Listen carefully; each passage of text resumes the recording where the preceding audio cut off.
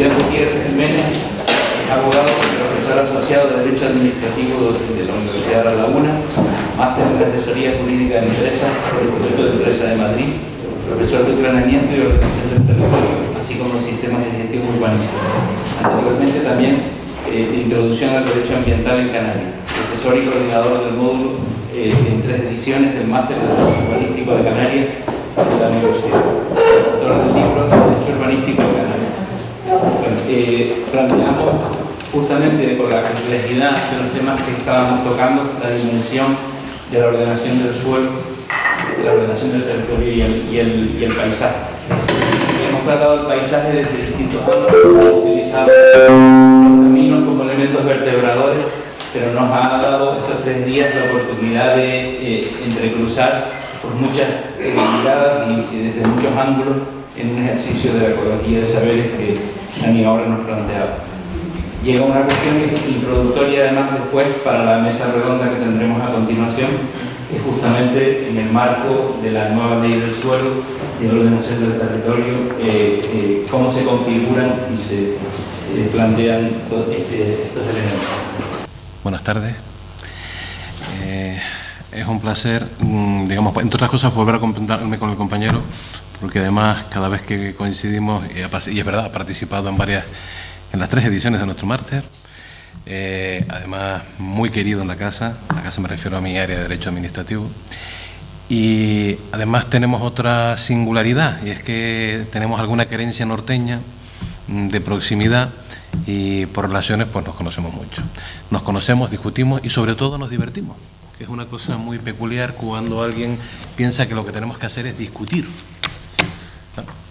Son formas de ver las cosas o formas de plantearse. ¿Se oye bien o...?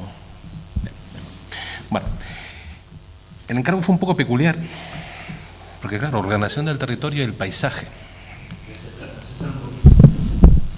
O sea, estamos hablando de ordenación del territorio y paisaje. Ya empezamos mal, porque lo primero que van a decir, si me ordenas, estás pensando en lo que vas a hacer. Y si no es en lo que vas a hacer, en lo que no vas a hacer o en lo que no vas a permitir hacer. Es el primer planteamiento que nos llega. Y el otro es el paisaje. Está ahí, déjalo, no lo toques. O sea, es paisaje. O sea, ese es el primer planteamiento. Y entonces, ¿cómo hablar de ordenación de territorio y paisaje? Pues un poco la idea ha sido el intentar ceñirme a peculiaridades o a novedades que podamos plantear y sobre todo adaptaciones o aprovechar la aprobación reciente de la ley del suelo para por lo menos centrar en la actualidad y llegar a un punto final que es una novedad. Nos vamos a centrar sobre todo en un concepto de novedad final, pero para llegar allí vamos a empezar pues primero con algo en lo que tenemos que centrarnos, los antecedentes básicos. Realmente, Convenio Europeo del Paisaje, ratificado por España y que nos obliga a tomar en consideración toda una serie de conceptos, de propuestas, de integración de elementos sobre sostenibilidad, de integración de no solamente sostenibilidad en sí mismo, sino sostenibilidad natural, general, poblacional, en el amplio sentido. O sea, olvidándonos lo que hacemos a veces los jurídicos o los que tenemos o que estamos un poco vinculados a técnicos, arquitectos y demás, que al final la tendencia es al trazado, las rayas, dónde está la urbanización, dónde está la casa, dónde está... No, estamos hablando de darle la vuelta a las cosas, verlas desde el lado que tiene que verse. O sea, no miro desde las casas hacia afuera, vamos a mirar desde fuera y en redondo. Bien. Ese es un poco el concepto. ¿Cuáles son las técnicas normativas que normalmente se están utilizando o que a partir de la norma anterior y un poco de la evolución se está utilizando en España? Básicamente hay unas cuantas comunidades autónomas que han optado por el criterio de la especialización de planes sobre el paisaje, o lo que es lo mismo. Aparte de los documentos normales de ordenación de territorio, de paisaje normal, sobre gestión de suelo, pues se ha optado en muchas comunidades autónomas por elementos o documentos específicos sobre paisaje. pero que a su vez tienen que convivir con otros documentos sobre ordenación de territorio, ordenación urbanística, ordenación de gestiones, ordenaciones agrícolas. Entonces, son documentos que van en paralelo y que en algunos lugares lo que ha generado es algo que en la propia filosofía, y por eso yo voy decantando un poco la otra cuestión, lo que genera en algunos casos, y ya se veía un poco en Canarias con anterioridad, es que la, digamos, proliferación de normas en paralelo, que tienen que estar coordinadas, lo que generan, en realidad al final, son colisiones. O sea, lo que generan realmente son situaciones en las que estamos ante elementos conflictivos o ante realidades finales o soluciones finales que se plantean, que lo que no son es eso precisamente, no son soluciones. Son problemas que a su vez generan el tener que desarrollar otro documento, generan el tener que hacer una modificación, generan el tener que volver a reeditar un cambio de la misma norma o hacer una tercera norma de coordinación de las dos anteriores que a su vez se va a ver, digamos, en colisión con una quinta que genera una sexta y al final estamos, pues como estábamos en algunos elementos de la ley anterior, artículo X, quinqui, sixti, per, ter, teníamos opción 2, opción 3, opción 4 de un mismo artículo, que no había otra opción que ir con calzador metiéndole soluciones puntuales a problemas puntuales. Bueno, eso un poco es lo que es, digamos, la Ley 4/2007, que podrá tener, digamos, todas las opciones que ustedes quieran, detractores, amigos, pero lo que sí ha intentado es al menos integrar y que un documento, digamos, que los documentos sean únicos e integrados. Por eso la opción, digamos, la que estamos trabajando, la que vamos luego a seguir hablando, es precisamente la que se ha tomado en la ley, y es esta el apartado B, donde habla de integración de estudios de paisaje como elementos esenciales, preceptivos y vinculantes en los distintos instrumentos de ordenación y planeamiento, que cada uno, en función de su espacio, su territorio, su competencia, tenga que tocar y tenga que tratar, y dentro de lo que se, digamos, con el respeto digamos, al principio jerárquico, lo que es la pirámide normativa, de que tendrá que ir asumiendo las obligaciones que vengan de normas superiores, pero luego tienen que tener esa transversalidad, tienen que aplicarse en cada uno de los distintos documentos. Por el hecho de que estemos hablando de un documento específico sobre una actividad determinada, lo que no puede es olvidarse ni desoírse el que pueda tener una vertiente o una aplicación, en este caso, paisajística. O sea, hay que tomarla en consideración, se tiene que integrar. ¿De acuerdo? Vamos a ver, digamos, con posterioridad, dónde estamos. Por ejemplo, ejemplos de aplicación territorial, los que estábamos hablando. En Cantabria, por poner un ejemplo, o sea, cogí varias comunidades, no era cuestión de estar haciendo un estudio detallado de todas ellas, pero bueno, aparecen con sus proyectos de actuación paisajística, proyectos de restauración de paisajes degradados, que luego a su vez llevaban una línea que luego forzaban a otros documentos del mismo rango, pero que también afectaban, y empezábamos, digamos, con esa tendencia. La Comunidad Valenciana, instrumentos del Plan de Acción Territorial de Paisaje. Esos planes de acción territorial que luego entraba dentro de los planes parciales, zonales, que tenían cada una de las partes. Pues ya teníamos, digamos, la misma cuestión. Cataluña, bueno, hablaba de, preveía directrices de paisaje, generan formación de catálogos y paisajes, y luego ahí hay una cuestión muy peculiar, y es que Cataluña empieza luego con los catálogos de paisajes que buscan la incorporación de esas directrices a la ordenación territorial, y realmente ellos lo que tienen son planes territoriales parciales por comarcas. Comarca del Vallés, Comarca del Unión, la Cerdañola, el Pirineo. Y empiezan con estas cuestiones, claro. ¿Dónde se ven, o digamos sobre todo se critica mucho en Cataluña este mecanismo? Que esa comarca puede estar estudiada, pero las conexiones entre comarcas o las conexiones entre documentos generan conflictos. ¿Por qué? Por ese aislamiento que, digamos, van por otra línea determinada. Antecedentes en Canarias, por ejemplo. Bueno, por ponerle normas especiales, teníamos normas de telecomunicaciones que hablaban sobre paisaje. Decretos sobre, digamos, las directrices de ordenación en materia de telecomunicaciones. Planes territoriales especiales de ordenación del paisaje. ¿Y a alguien le suena esto?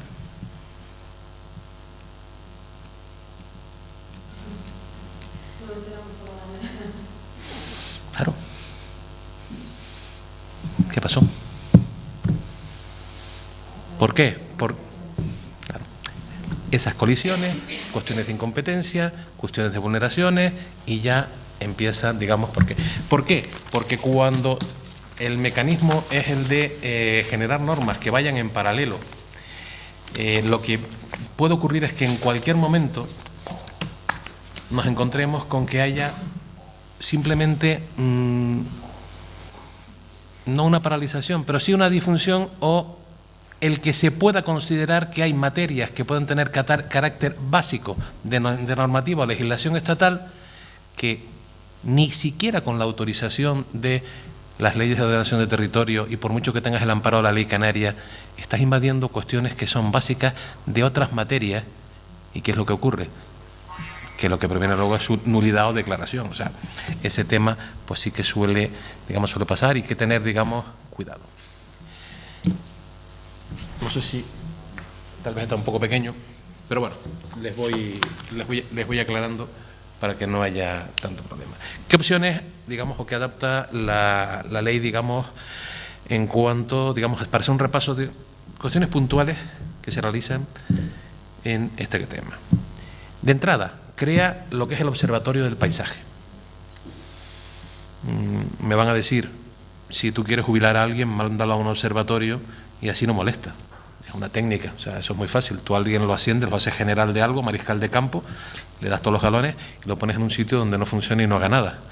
Hombre, yo creo que esa no es ni la idea ni la voluntad de crear el Observatorio del Paisaje. ¿De acuerdo? Entre otras cosas porque el Observatorio del Paisaje tiene, como funciones, en su apartado 1, habla de observación, estudio, formulación de propuestas y criterios de actuación, consulta y asesoramiento en materia de reconocimiento, definición y caracterización de paisajes, políticas de protección y gestión, y participación pública de integración en todas las políticas públicas, en especial las ambientales, las territoriales, las urbanísticas, y de sensibilización ciudadana e institucional de acuerdo con y en el marco del Convenio Europeo del Paisaje.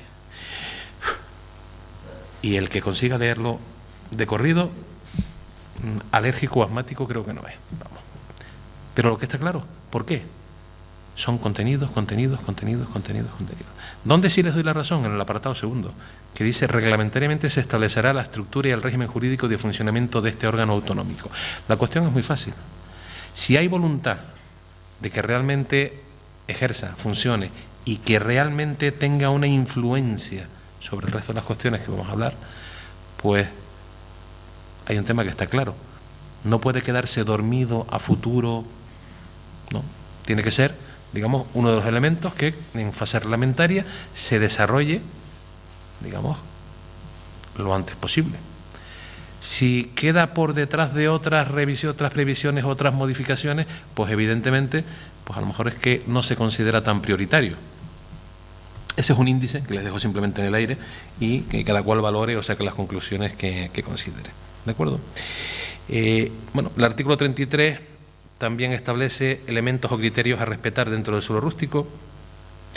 El 34A.2 establece, o contempla lo que es el suelo rústico de protección paisajística con su desarrollo.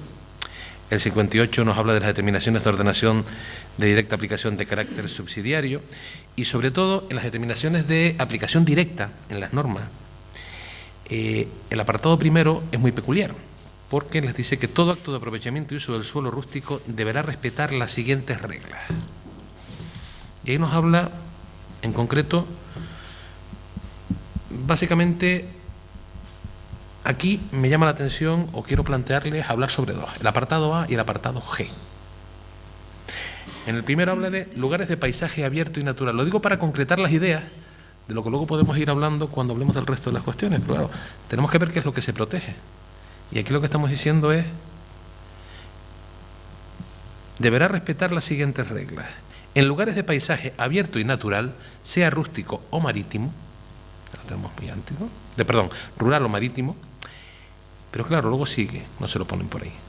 O en las perspectivas que ofrezcan los conjuntos urbanos, históricos, típicos o tradicionales, y en las inmediaciones de carreteras y caminos de carácter pintoresco, no se permitirá la construcción de cerramientos, edificaciones u otros elementos cuya situación o dimensiones Y aquí entramos en algo muy concreto que se ha introducido a través, sobre todo, de jurisprudencia.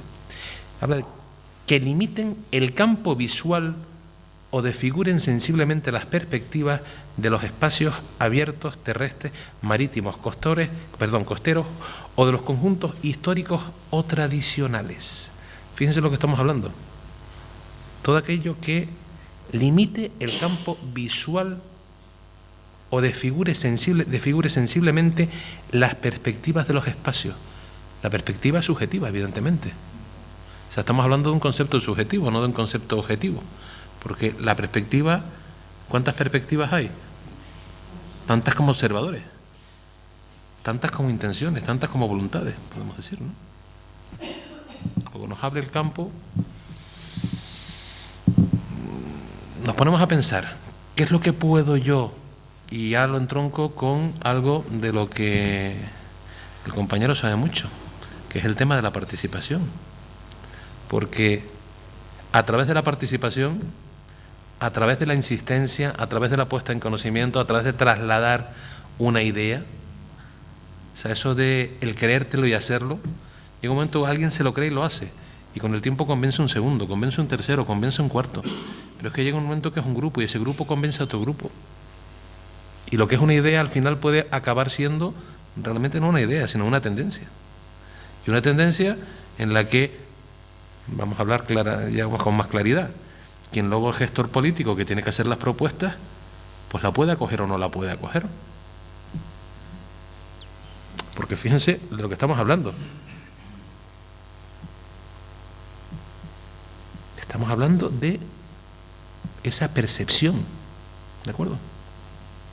Bien, eso es un lado, pero es que luego nos vamos al apartado G y respecto a las edificaciones, dice, las edificaciones deberán presentar todos sus paramentos exteriores y cubiertas totalmente terminados, empleando las formas, materiales y colores que favorezcan una mejor integración en el entorno inmediato y en el paisaje. Y eso lo dice la ley. Claro, ¿qué pasa? También es verdad que estamos en un concepto subjetivo. ¿Qué es la mejor integración? ¿Quién digamos, interpreta lo que es la mejor integración? Bueno, al menos no pone la peor integración. Ya es algo, ¿no? O sea, yo creo que hay que darle el mérito. No digo, como los abogados somos los malos y los juristas somos los malos, pues, no sé, antes de que se metan conmigo, pues ya directamente me tiro yo la piedra, no se preocupen por eso. Entonces, ¿qué ocurre? Integración y paisaje. Pero y aquí estamos, por eso me puse en el A y en el G.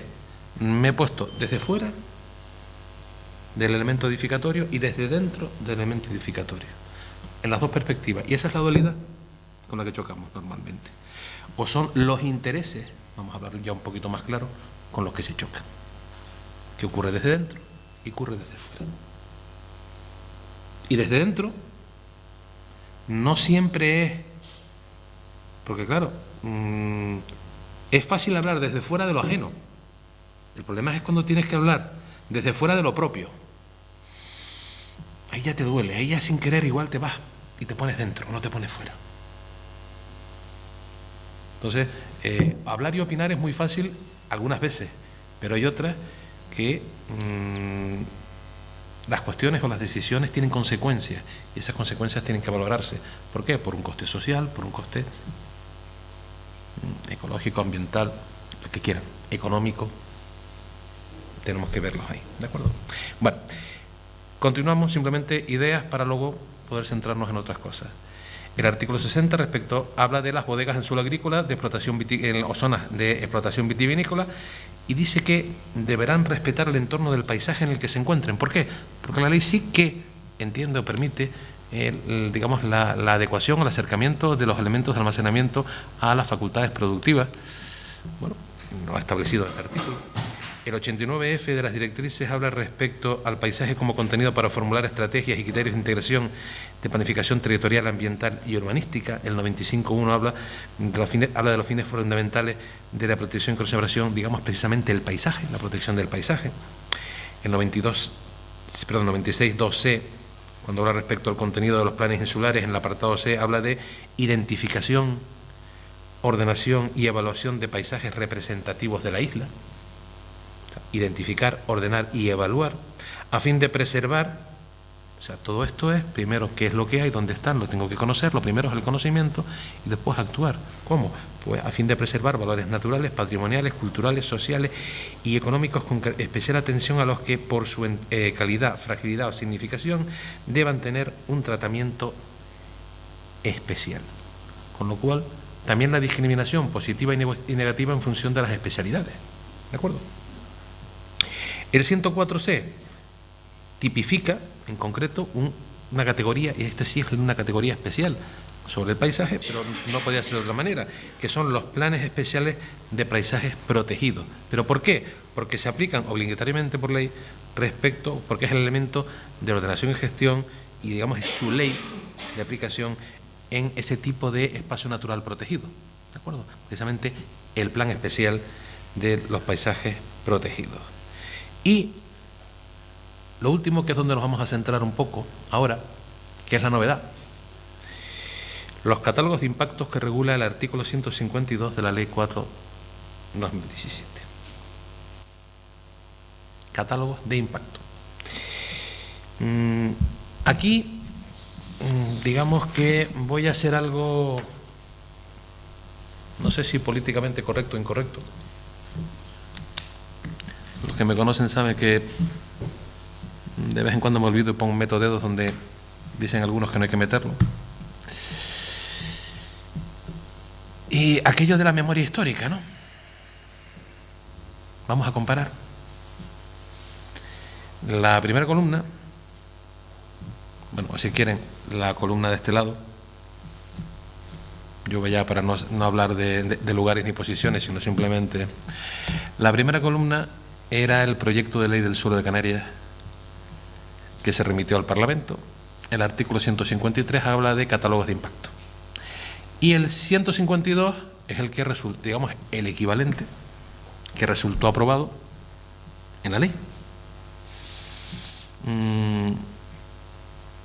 Ya de entrada, solamente a efectos volumétricos, ya vemos que no es el mismo. Pero es que además tiene una serie de cambios en los que vamos a empezar a hablar, si ustedes quieren. Claro, inicialmente hablaba que los ayuntamientos elaborarán un catálogo específico con una relación detallada de construcciones en suelo rústico respecto de las cuales no puedan ejercitarse acciones de restablecimiento. ¿Cuáles son las edificaciones respecto a las que no se pueden ejercitar acciones de restablecimiento? Aquellas para las que la capacidad o la facultad de restauración o reposición de la realidad alterada, como dice la ley, en la parte sobre infracciones y sanciones, digamos, esa capacidad ha prescrito, o sea, por una cuestión de seguridad jurídica, no se puede vivir eternamente en una pendencia, cuidado, excepto que las actuaciones se hayan realizado en dominio público, espacios naturales, zonas de especial protección, esas no prescriben. Pero si vamos al resto, y donde estamos hablando, porque estamos hablando de paisaje, la mayor parte de los paisajes, bueno, pues son lo que son. Y si lo que estamos hablando de perspectivas, cualquier cosa es paisaje, ¿de acuerdo? Pero fíjense que habla de suelo rústico, ¿vale? Bien, que por sus características tipológicas, compositivas, situación, limiten las perspectivas del paisaje abierto, y fíjense que habla de paisaje abierto, ¿vale? Luego habla también de una serie de cuestiones sobre fichas, y ya seguiremos más adelante. Y cuando nos vemos a este otro artículo, que es el que realmente está aprobado hoy, fecha de hoy, vemos que los ayuntamientos, en colaboración con el Cabildo Insular respectivo, ya ven algo distinto, donde antes se decía suelo rústico respecto a las cuales no se pueden ejercitar, y digamos situación que limiten las perspectivas de paisaje o no armonicen con los valores de la arquitectura rural tradicional, todo ello de forma notoria, con lo cual era, digamos, muy amplio. Pasamos a que, por sus características tipológicas, compositivas o por su situación, deterioren de forma notoria el paisaje rural. La terminología cambia un poco, pero luego concreta. Y respecto de las cuales haya transcurrido el plazo para el ejercicio de acciones de restablecimiento de la legalidad. O lo que es lo mismo, aquellas edificaciones fuera, lo que se denomina el fuera de ordenación en suelo rústico, no el suelo consolidado con arreglo a la terminología del artículo 44 ter anterior, vigente y ter anterior, sino en la actualidad también esa parte, y lo que se denomina ahora suelo consolidado. ¿De acuerdo? Suelo consolidado es aquel que se ejecuta, digamos, amparado en un título habilitante de una manera correcta y con sus licencias y permisos en un momento determinado, y la modificación del planeamiento hace que deje de estar en un lugar donde pueda volver a reconstruirse esa misma entidad. Queda, digamos, su volumen ajustado, pero que puede, digamos, realizarse dentro de su espacio, todo aquello de reconstrucción, rehabilitación y demás. Eso es el consolidado. El fuera de, digamos, ese tiene un régimen. Pero claro, aquí habla de respecto al que haya transcurrido el plazo para ejercicio de acciones de restablecimiento de la legalidad. El que siempre tuvo permiso, tuvo licencia, aunque ahora esté en un suelo en el que supuestamente no podría volver a construirse una cosa igual, porque cambia el planeamiento, no pasa a ser ilegal. ¿De acuerdo? Entonces, la primera va por ahí. ¿De acuerdo? ¿Qué se habla? Entre otras cuestiones, ya veremos que hay una serie de datos que cambian, y les voy a plantear, si quieren, digamos, al hilo de esa comparación, varias cuestiones en las que podemos, digamos, algunas doy mis ideas, en otras simplemente las voy a dejar planteadas para que vean. Lo primero, un catálogo, o sea, hasta ahora estábamos acostumbrados a lo que se denominaban los catálogos de protección. Vale. Estábamos hablando de catálogos de protección. Los catálogos de protección, para entendernos, pues tienen una peculiaridad, que lo que quieren buscar normalmente es la conservación por una serie de valores, mientras que los catálogos de impactos lo que está buscando, se supone, es la desaparición por atacar una serie de valores. O sea, estamos hablando de cuestiones que son totalmente distintas. ¿De acuerdo? Están, digamos, vinculados, porque claro, el no poder ejercitar esas acciones de restablecimiento, de donde nos viene a donde nos va, es precisamente la cuestión de la posibilidad de, digamos, de ejecución de esa restauración, o lo que es lo mismo, los fuera son aquellas alimentos que se denominan fuera de ordenación. Aquellos donde todavía puedo actuar, utilizo el procedimiento de infracción disciplinario para poder demoler, evidentemente. Eso lo puedo hacer. ¿Qué ocurre? Dentro de este cambio, y sobre todo lo que se modifica, es que, por ejemplo, en el 153, versión del proyecto, se hablaba de demoliciones totales y parciales. Cuando nos vamos al 152, en vez de demoliciones totales y parciales, hay un momento que lo que se viene a hablar no solamente es de las demoliciones totales o parciales, nos vamos al apartado segundo, donde dice, fichas descriptivas podrán consistir en la demolición total o parcial, la rehabilitación o la adaptación de las mismas a la tipología tradicional de la zona en la que se encuentre. Con lo cual, ¿qué se dice? Oiga, vale, pero a lo mejor resulta que hay alternativas que no son solamente la de demoler, o por lo menos no primera instancia.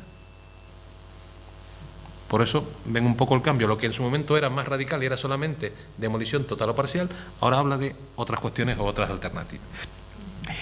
Una de las cuestiones esenciales, la coordinación. La ley, cuando se aprueba, establece que tiene que haber una colaboración, digamos, con cada cabildo insular.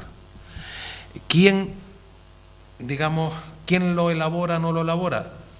Lo sigue teniendo que elaborar, aunque haya alguna discusión interpretativa, pero lo tiene que seguir elaborando cada municipio, lo tiene que seguir tramitando y aprobando cada municipio, pero eso sí, coordinado. ¿Por qué? Porque hay una cuestión que está clara, o sea, la cooperación intermunicipal tiene que existir, por una sencilla razón. Los elementos de paisaje no llegan al barranco que es en la linde o el límite de los municipios y ahí se acaba el paisaje. Es que lo que tocas en esa esquina que a ti no te afecta, afecta al contrario, o al revés. Todo ese tema tiene que tener esa integración entre municipios. Pero claro, cada catálogo es municipal. Esa es una de las cuestiones en las que puede estar. ¿Qué ocurre? Pues algo muy peculiar. Y es que, si se dan cuenta, en el apartado tercero, se dice que los catálogos se integrarán en la planificación. Eso era el proyecto. Y nos vamos al 3 del 152, y ya te estás riendo, ¿no? Se podrán integrar. Bueno, pero se pueden. O sea, vamos a darle un voto de confianza. O sea, se pueden integrar. Claro, luego dice, o ser elaborado de forma autónoma. Yo esto lo quiero interpretar de otra manera. Yo lo quiero interpretar en el sentido de que un planeamiento o un municipio que tenga que modificar su digamos, o revisar su planeamiento, tiene que hacerlo. O sea, este catálogo tiene que integrarse, tendrá que hacerlo, ¿de acuerdo? Pero claro, vamos a darle la interpretación positiva. La interpretación positiva es, ¿qué ocurre con los ayuntamientos que ya tienen sus planeamientos adaptados en vigor y sin ningún problema? ¿Les tienes que obligar a modificar el planeamiento para integrar el catálogo? No, lo pueden hacer o elaborarlo de forma autónoma. Vamos a hacer esa interpretación, que yo creo que es una posibilidad. ¿Por qué? El coste que lleva para un municipio modificar o adaptar un planeamiento, que se lo cuenten a aquellos que lo sacan, se lo anulan y vuelven a tener que sacarlo. Millones de euros. No sé, vamos a verlo. ¿Qué ocurre? Antes se hablaba de paisaje abierto, ahora se habla de paisaje rural. Vamos a ir cortando, hay muchas más ideas, pero dentro de lo que estaba. Antes se decía de fichas descriptivas, el primer apartado, y las fichas descriptivas hablaban de fichas en las cuales se tendrá que consignar su coste estimado de ejecución. Eso ha desaparecido en el otro apartado. En el nuevo ya no aparece el coste. Se describe, pero no se costea. Ya veremos que eso, ¿dónde toca? Dentro de la parte que entra no solamente en la financiación, que también ha desaparecido, un tema, sino que además entra dentro de las afecciones al Estatuto del Derecho, digamos, de propiedad. Vamos simplemente a darnos saltos. Repercusión sobre el Estatuto de Propiedad. Desde el momento que a alguien se le incorpore en un catálogo, un bien, un elemento, una propiedad, una edificación, vamos a ser claros, tiene una... Si ya estaba, a ver, si era un uso consolidado, bueno, es lo que tiene. Si era un uso fuera de ordenación, tiene las limitaciones de que si demolías, no construías, tiene una, digamos, unas afecciones. Pero si entras en un catálogo que dice que una de las opciones es que pueda ser demolido total o parcialmente, o readaptado, tienes una desvalorización, o sea, una afección al derecho de propiedad, a la titularidad, o sea, al Estatuto Básico de Derecho. ¿Qué significa? Pues que una cosa es que haya interés social y haya, pues, digamos, posibilidad de hacerse, y otra es que la forma de hacerlo tendrá que ser vía expropiatoria, porque se está afectando una serie de derechos. La pregunta es,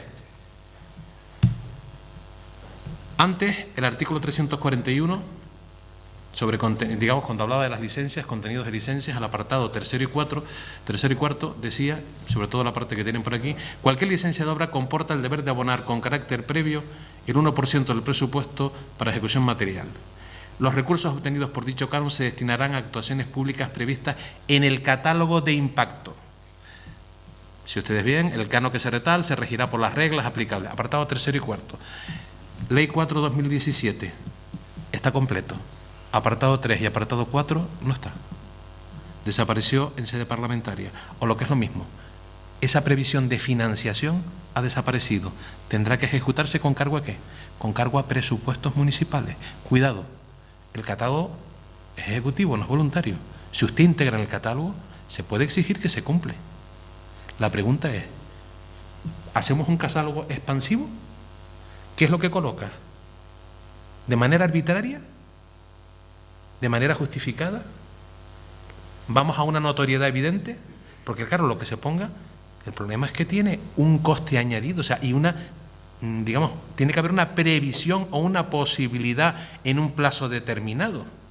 Porque si no, en lo que estamos, en una afección, aquello de te pongo la lacra, te digo que esto es zona verde eternamente para hacer una plaza, pero la plaza nunca se hace, nunca se expropia, y lo tuyo es zona verde toda la vida y nadie te lo compra y no lo puedes vender, no puedes hacer absolutamente. Claro, sine die, estamos hablando que no, tendremos que ir a las limitaciones de esas obligaciones, de esas cargas, y en todo caso entramos a chocar pues algunas menciones de temas muy peculiares a nivel expropiatorio, con la limitación de 5 años, que además se traslada, entre otras cosas, al uso consolidado fuera de ordenación, que en el caso de que no haya previsión de actuación en los 5 años siguientes, se trata como un consolidado ordinario, con libertad de actuaciones. Entonces, todo eso puede, digamos, llegar o, digamos, estar dando vueltas respecto a esta cuestión.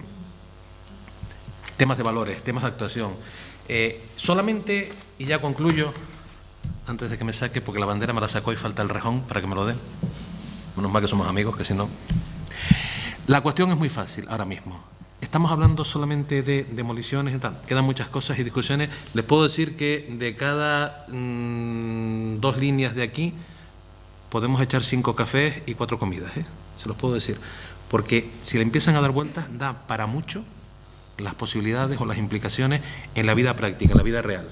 La teórica a lo mejor no tanto, pero cuando vas a las situaciones reales y a las peculiaridades que pueden darse, puede dar mucho. Y por experiencia se los puedo decir, porque digamos mi versión doble del docente letrado en ejercicio me da pisar el terreno y ver muchas veces las bondades y las miserias. Y eso de adelante. Solamente para concluir, ¿solamente se puede actuar con demoliciones?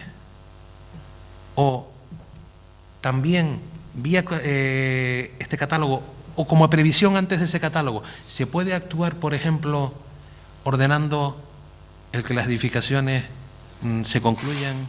O sea, lo que es los temas proactivos, preventivos y proactivos de ¿qué pasa con las órdenes de ejecución, órdenes de conservación?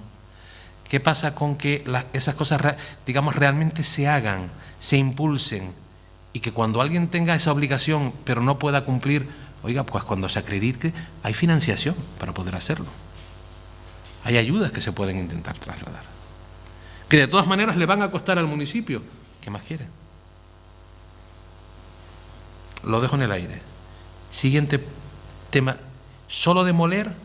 O a lo mejor resulta que una modificación arbórea en una curva de un espacio podemos a lo mejor tapar la visión desde un punto como primer paso antes de tocar algo que tiene un coste superior. Es poner imaginación, puede haber muchas soluciones. Perdón.